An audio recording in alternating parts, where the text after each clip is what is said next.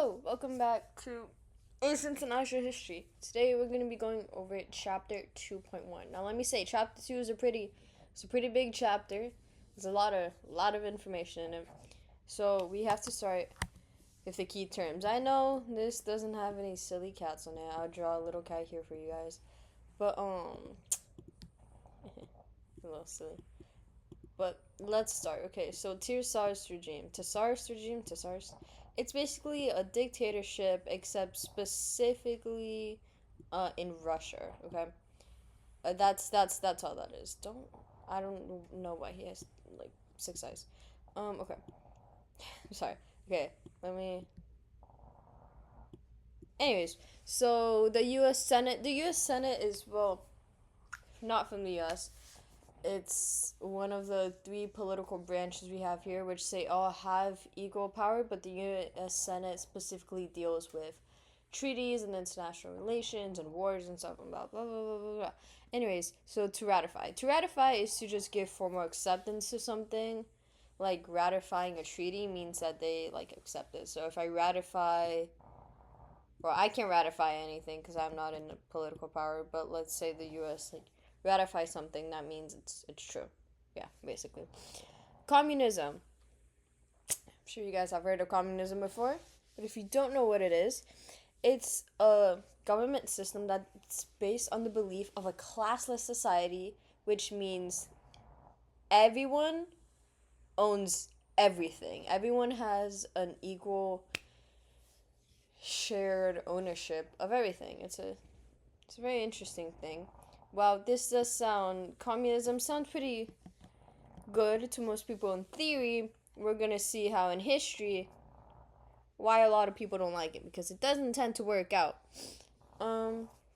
So, plebiscite is just like a vote by the general public, to say what's gonna happen in the government. Yeah, that it. Mandates. Okay, mandates are like like a lot of like overseas territories, like for example like in Africa. So if after World War I a country loses, they lose their countries in Africa or the territories, and they get taken by supposedly uh not United Nations, the League of Nations. United Nations is what we have today, League of Nations is what we had back then, which I'm gonna explain the League of Nations soon. But give me a second. We'll explain that soon. But so yeah, that's what a mandate is. It's just like when they take away your land because you lost, and it's given to supposedly the League of Nations. Reparations is just what they call like war damage, like payments. So let's say a war. I've explained this before in a past video, but let's say like a war happens on your land. Well, towns and stuff, and the land is gonna get destroyed and stuff. So you have to cost to build your land back up and to build your buildings back up, blah, blah, blah, blah, blah, and how much money your country, after you lose, that's reparations. It's payment for war damages. Self-determination. Self-determination is just the idea that the people of the same nationality should have their own country, which we're going to see in chapter 2.2. Not yet. Okay, successor states. So successor states are,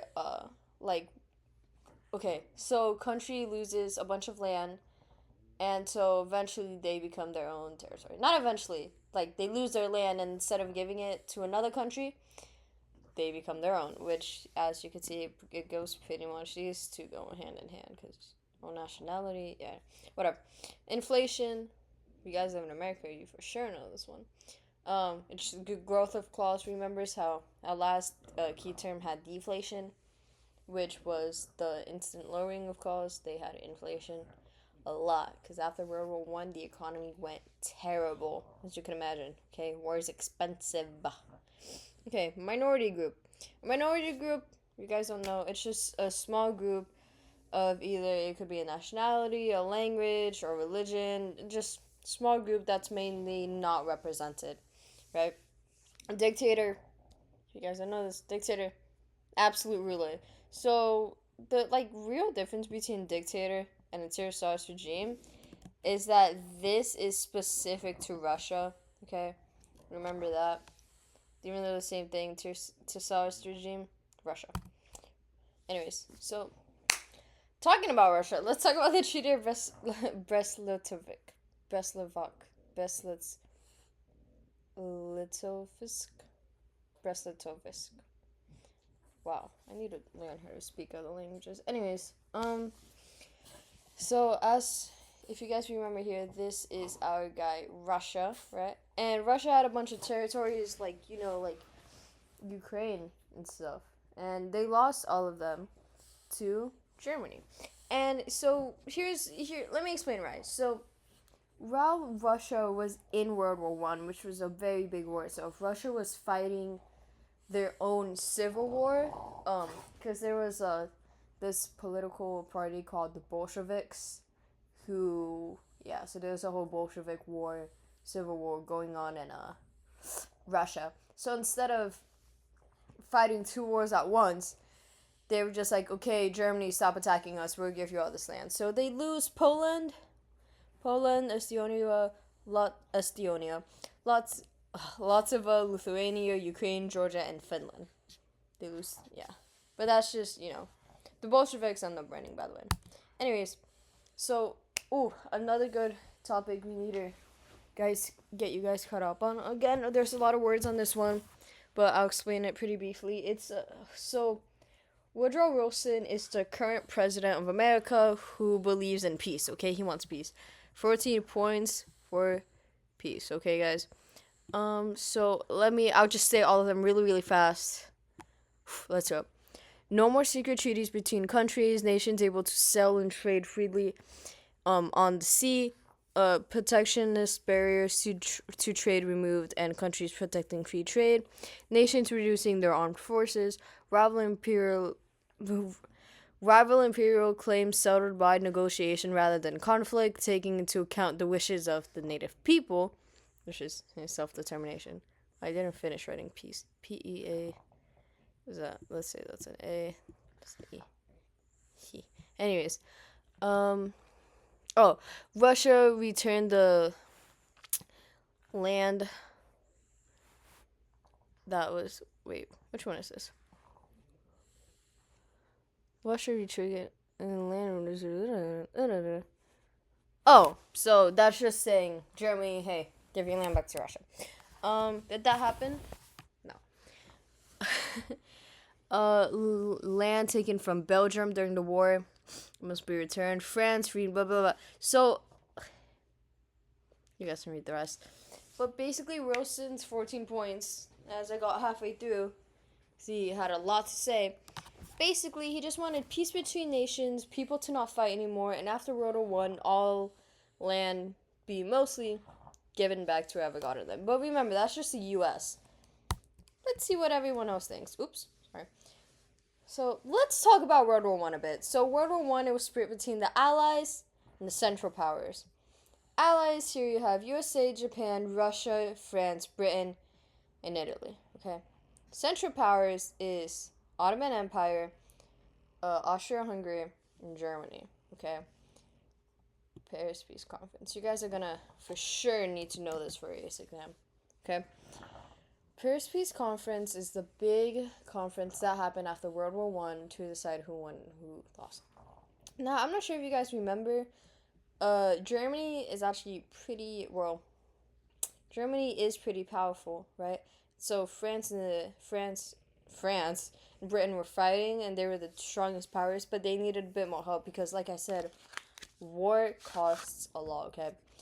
So, as soon as the USA, he, decides, hey, let me help out you guys. He goes, hey, let me help out you guys. So he goes to the Allied powers. He was chilling just by himself, by the way.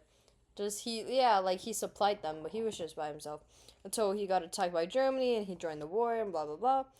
So now he's there, and they won, almost immediately. So the USA was in World War One, but for a very short amount of time, and weren't as affected by other countries, since it was literally an overseas war, okay? And so the Allies won, Central Powers lost, okay, and a bunch of treaties happened after. Let's talk about it. Most importantly, the Treaty of Versailles. Treaty of Versailles. So let's talk about it. So first, let's look at France. France mad as hell. You see, he's pissed. Okay, you want to know why he's pissed? Because he doesn't like Germany. You want to know why he doesn't like Germany? Well, France. Okay, let's say, okay, France is right here. Germany is like right here, literally next to France. And all of their wars were just fought on France's land. So they got, not nuked, because they didn't have that yet, but their land got absolutely destroyed by Germany. So they hated Germany, and they didn't like them at all, okay?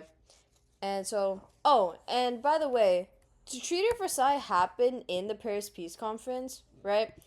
But the three main powers in the Paris Peace Conference, since they were the strongest ones and mostly won the war, was France, USA, and Britain. So they got the main say. And yes, like Orlando was the name of Italy's power, but he didn't speak that much like English, and like there wasn't a lot of like translation there, so he was there. But anyways, so let's look at the USA now. Remember the Wilson's 14 points that I just explained for peace? Yeah. So he doesn't think the reparations to national would be that harsh, okay? Because he wants Germany to be okay. He doesn't want war. He just wants peace. Because like a bunch of people died. It was World War One, okay? And Britain, although he obviously wasn't a fan of Germany because of everything he just did, Britain also wanted the economy in Europe to come back to normal. I'm sorry if you heard that. That's my dog. But Britain wanted the economy to come back to normal. Therefore, he was like, okay, let's be harsh, but not that harsh. So he was very medium, let's say, in this. So they made the Treaty of Versailles, and oh my days, oh my days.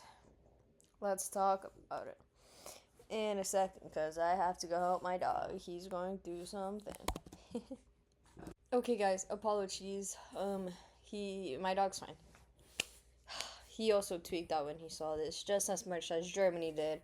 So you can imagine seeing all of this. Now I'm not sure if you guys are already reading this. Let me show you the basics of the Treaty of Versailles. Now, first thing, I know the list isn't in order, but the first thing I'm gonna want to remember is, remember when I tell you guys the word reparations?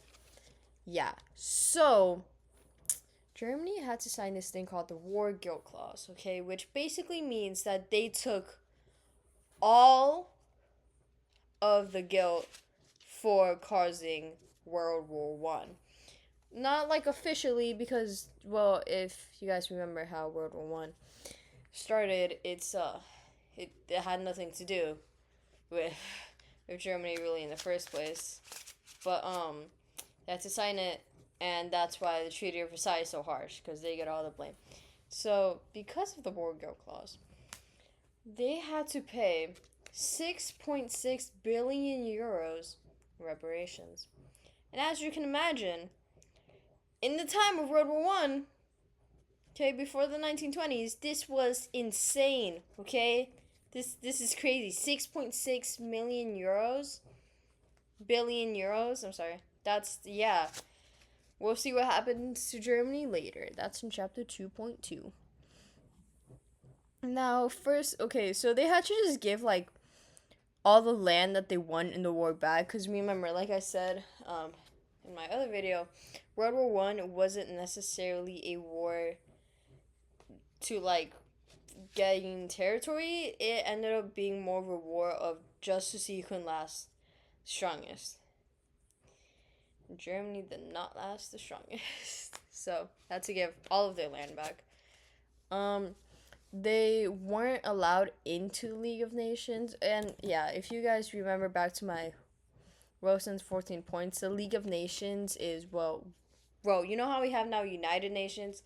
Basically the same thing. It started based off of Woodrow Wilson's 14 points. And they just weren't allowed in. Because in League of Nations, you're not allowed to fight each other, and you guys have to respect each other, and it's supposed to be this big peace thing. And yeah, so they weren't allowed to join, because why would they want them in their gang? they also the Rhineland. Okay, so the Rhineland is the border of France and Britain. Remember how I said like let's say Germany's literally right here and Britain's like here, and then they fought on their land. Yeah, so on that like border, they weren't allowed to use their military anymore. I can, I'm sure you guys can imagine who came up with that rule. France. um so basically they had to give a lot of the land back. They weren't able to militarize the Rhineland. They had to pay 6.6 in reparations. Oh, their military was also terrible. And the Polish corridor, which basically meant they split Germany in half, kind of, to an extent, which was just annoying for Germany. So imagine Germany's here, right? And they also have land up here, okay? Now look. So West Prussia went to Poland, which is this area. So they don't have this anymore. So I'm not sure if you guys put that together. Germany is now this, which is very annoying, especially at a time like this where they only have trains. That's just annoying that. But that's the Polish corridor. And yeah, they also lost all of their African colonies. Oops. Now let's talk about the other treaties. What happened to the other losing countries? So, the Treaty of Saint Germain. The Treaty of Saint Germain was just giving all of their land back. Well, that's what most of these treaties are. Like the Treaty of Severus was Turkey giving back their land. The Treaty of Neruli, I can't say correctly. Is Bulgaria giving their land back, and paying 400 million in reparations. Wow. Oh, and Treaty of Trianon. So remember how a while ago we had this guy over here. You guys get to look at all my cats. Got this guy. Oops, sorry. Now, if you guys remember who he is, this is Austria-Hungary. So you know what they did also in the Paris Peace Conference? They split Austria and Hungary. Okay, so this one's Austria, this one's Hungary. So this is what Austria had to do. This is what Hungary had to do. The main punishment was being split into two different nations, but had to give a lot of land back and pay a bunch of reparations. I'm not gonna go too much over this because I'm just giving you guys the information right there. It's pretty easy. Anyways, so that's all we have for chapter 2.1, sorry. We'll come back later to watch chapter 2.2's video because it's a pretty hefty chapter, okay?